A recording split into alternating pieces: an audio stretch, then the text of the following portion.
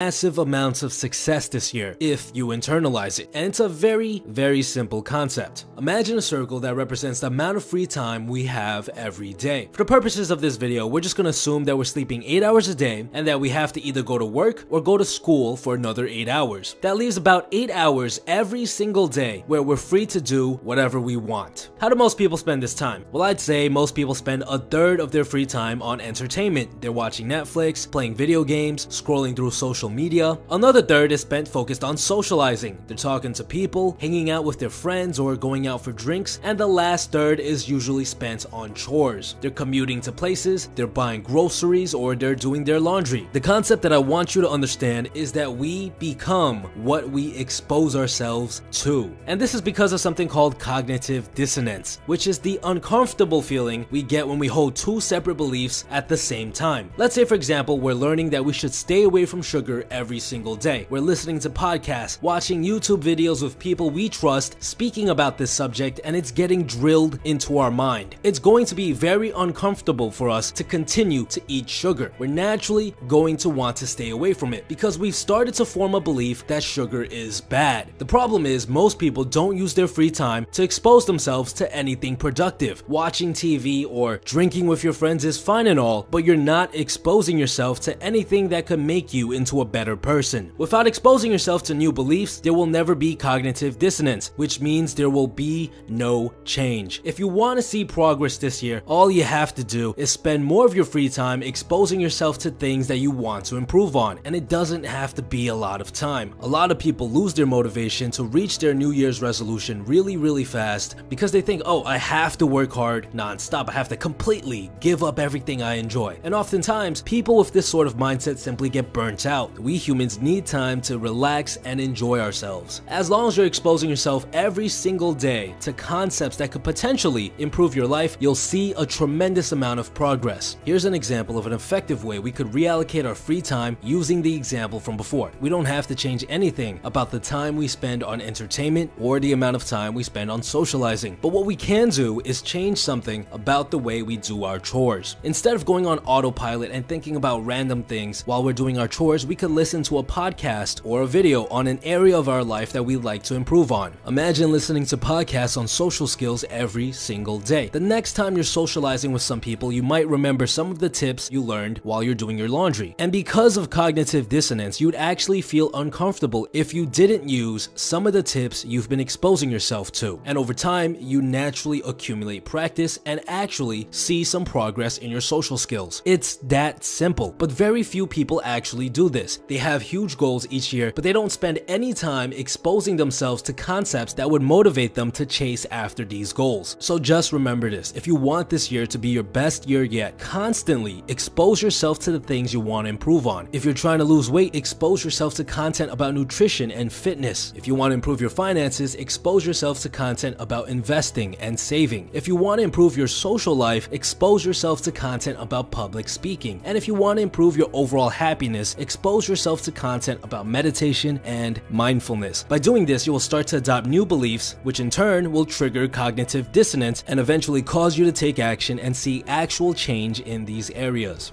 Speaking of content that you can expose yourself